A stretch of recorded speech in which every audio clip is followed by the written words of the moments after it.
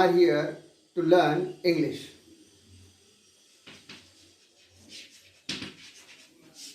Dear students, today we are going to talk about very interesting topic, that is verbs. Friends, you all know that when we form any sentence, verb is the most important parts of speech to frame the sentence. Without verb, it is merely difficult, merely impossible to form any sentence. There can be some exceptions, but verb has great importance. Without verb, we cannot form a sentence. We all know what does it mean by sentence. Sentence, it is a group of words which has a complete sense, complete meaning. And while forming this meaningful sentence, we need different types of parts of speech, such as noun, pronoun, adjective, adverbs, conjunctions, prepositions, interjections, and of course verb. Without verb, it is impossible. There are exceptions, but it is very difficult, or it is merely impossible to frame any sentence. That is why verbs are very important. Before we talk about verb, we all know various parts of speech, and verb is one of those parts of speech. But verb has its own importance, its own significance. So let us see what are verbs, what do they do, what is their function. Verbs are action words. They denote, they tell action in the sentence, as well as they denote tense of the sentence, tense of that particular sentence. Dear students, there are mainly two types of verbs: main verbs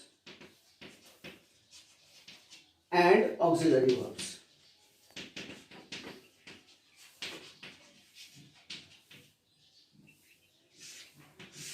Main verbs, they do have their forms, such as present form, past form, past participle form, and ing form, that is continuous form. For example, we'll take one example: play. Play is present form of that particular verb. We can call it root form of that verb. Then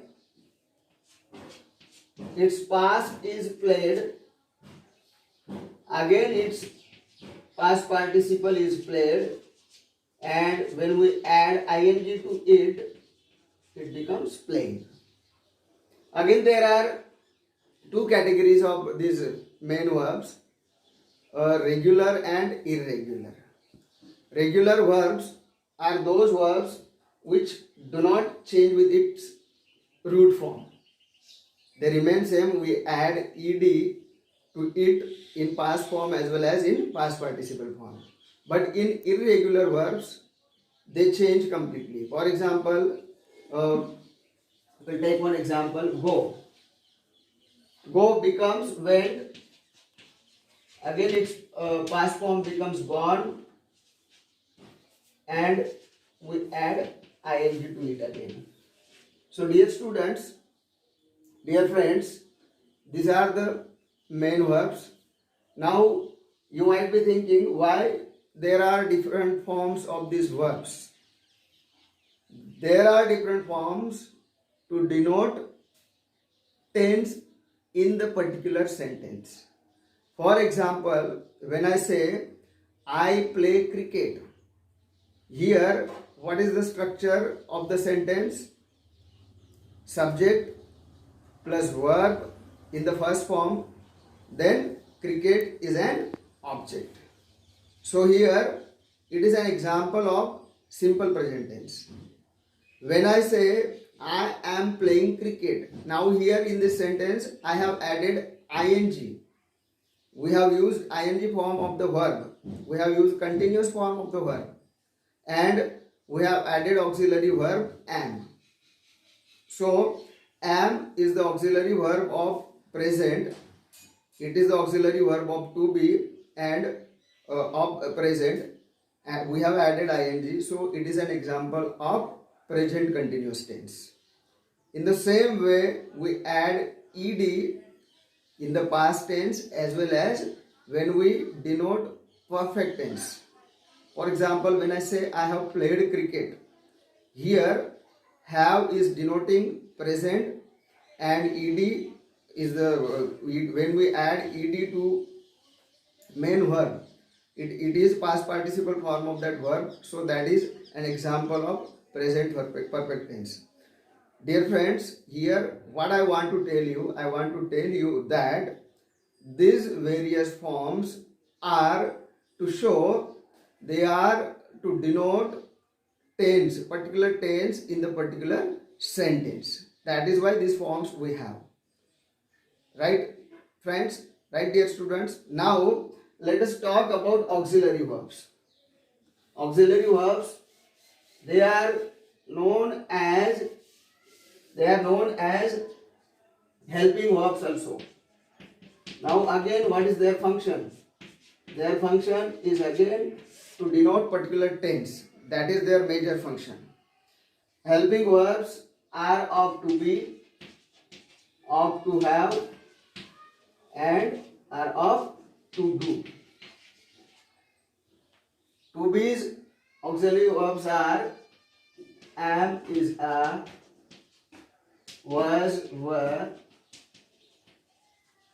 and shall be will be, or shall will. Have has, had, shall have, will have. In the same way, up to do, they are do, does, did, and shall do, will do. Now here see, to be's helping verbs are am is are. They are used in present tense. That is why they are an example, they are example of present form.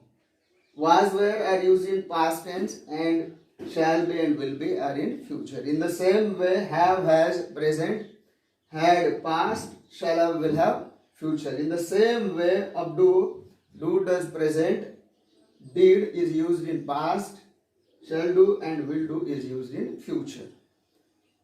So in this way, these are the auxiliary verbs. They are called as primary auxiliary verbs, because again there are two different types, two different categories of auxiliary verbs. They are primary and modals. This is all about primary auxiliary verbs. Let us talk about modals. Now, what are modals or modal auxiliary verbs, and what is their function? Here, modal auxiliary verbs denote different things. They are not only to denote tense in the sentence. First of all, which are modals or which are modal auxiliary verbs? That we should know. That is important to know. Modal auxiliary verbs are shall, should, will, would, can, could, may, might, dare, ought to, have to, used to,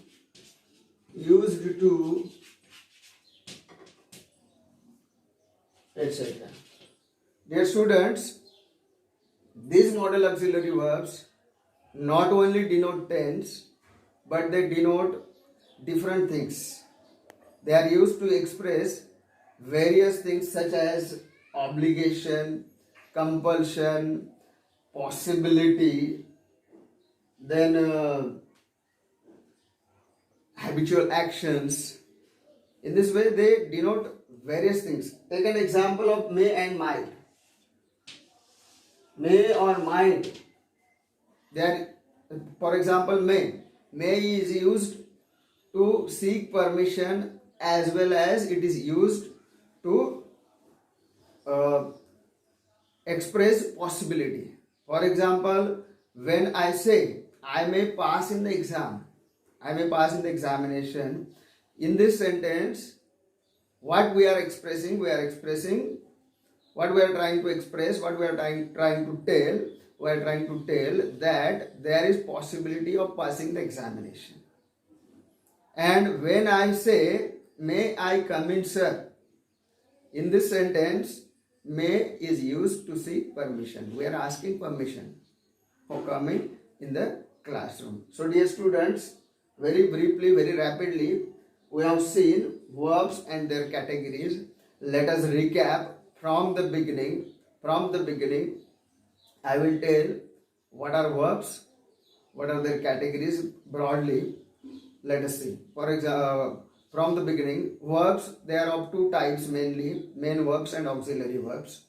Main verbs, they do have forms, four forms they do have: present form, past participle form, and ing form, that is continuous form. For example, write, wrote, written, writing. Play, played, played, playing. Go, went, gone, going. What is their function? Their function is to denote action as well as tense in the sentence. Now let us move to auxiliary verbs. Auxiliary verbs, again they are of two types. Auxiliary verbs are known as helping verbs also. They are of two types, two categories: primary helping verbs, primary auxiliary verbs, and modals. Primary auxiliary verbs are of to be, to have, and to do. To be's primary auxiliary verbs are am, is, are, that is in present, was, were in past, shall be, and will be in future. In the same way, of to have, and has are in present, had, past, shall have, will have is in future. In the same way of do and does, present, did, past, shall do, and will do in future. Now that is all about primary auxiliary verbs. Now talk about modals. We all know primary auxiliary verbs, they are used to denote tense, particular tense in that particular sentence. Modals, they have different functions. They are used to denote or show different expressions, to tell different expressions, to tell possibility, moral obligation, compulsion, order, etc. Modals, examples are can, could, shall, should, will, would, dare, ought to, may, might, have to, used to, etc. So dear students, very rapidly, very briefly, I have tried to explain verbs, their forms, their categories, and their importance. I have told you that verb is very important word in the sentence. It is very difficult, it is nearly impossible. There can be exceptions, but without verb, we cannot frame a sentence. That is why verb, we can say, is the soul of the sentence. I have tried to explain their categories, their types very briefly. In this way, here I would like to stop this session. Thank you very much.